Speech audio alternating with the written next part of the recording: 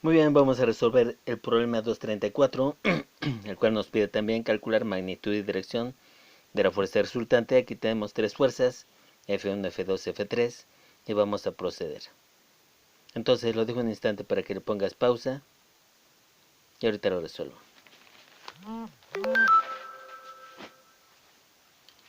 Muy bien, entonces para este problema nuevamente hay que calcular magnitud y dirección de la fuerza resultante.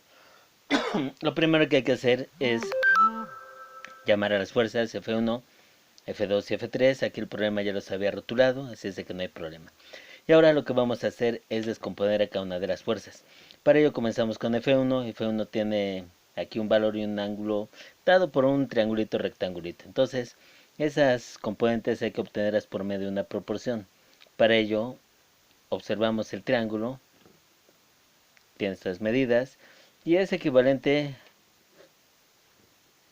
a un triángulo más grande, cuya hipotenusa será la magnitud de 850 newtons. Esto sería una fuerza en Y y esto sería una componente en X. Entonces hay que obtenerlo haciendo proporciones, de forma tal que decimos que el 5 es proporcional a 850 newtons, de la misma forma que 3 es proporcional a F de Y.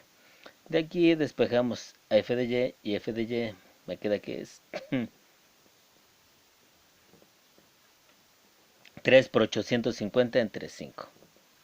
Esto es una componente negativa porque lleva hacia abajo. Y la componente en X sale de la proporción 5 es proporcional a 850 newtons, de la misma manera que 4 es proporcional a f de x. De forma tal que f de x se va a volver 4 por 850 newtons entre 5. La componente en X es positiva. Haciendo el cálculo me va a dar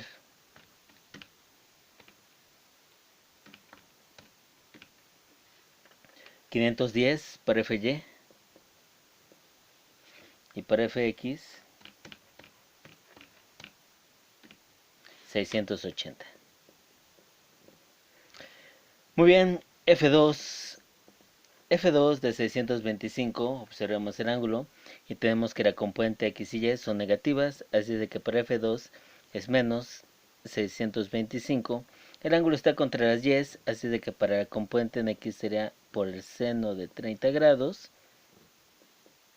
En Y, menos 625 por el coseno 30 grados en J.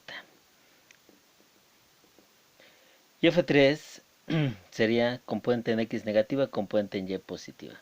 Menos 750 por el seno de 45 grados en Y, más 750 por el coseno de 45 grados en J.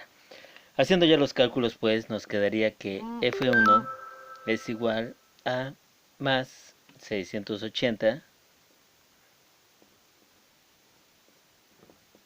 en Y menos 510 en J. F2 sería menos 625 por el seno de 30, me da 312.5 en Y menos 541.26 en J.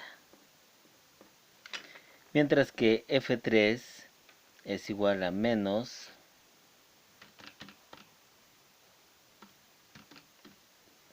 530.33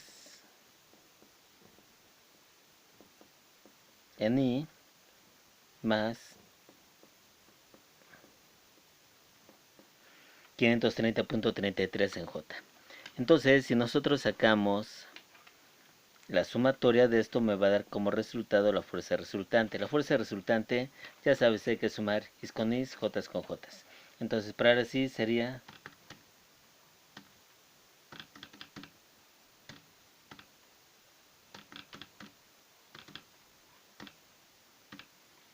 me dio menos 162.83 en I, y para las J me dio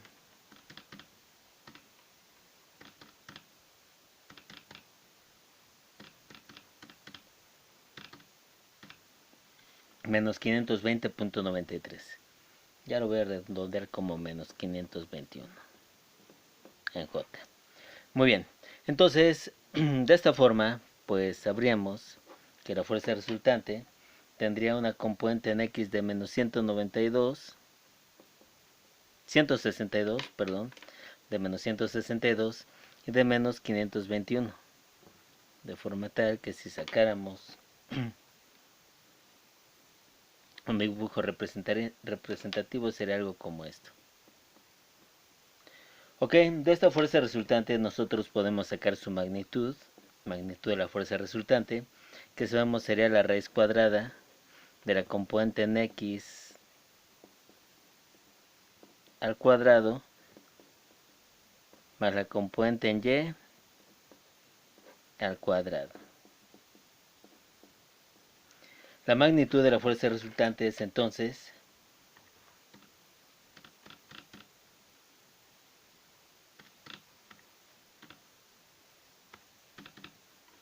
aproximadamente 545.78 newtons. Eso quiere decir que este vector tiene precisamente la magnitud de 545.78 newtons. Y la dirección sería tangente a la menos 1 de componente en Y entre componente en X. La componente en Y es de menos 521 y la componente en X es de menos 162.83. De forma tal que el ángulo es de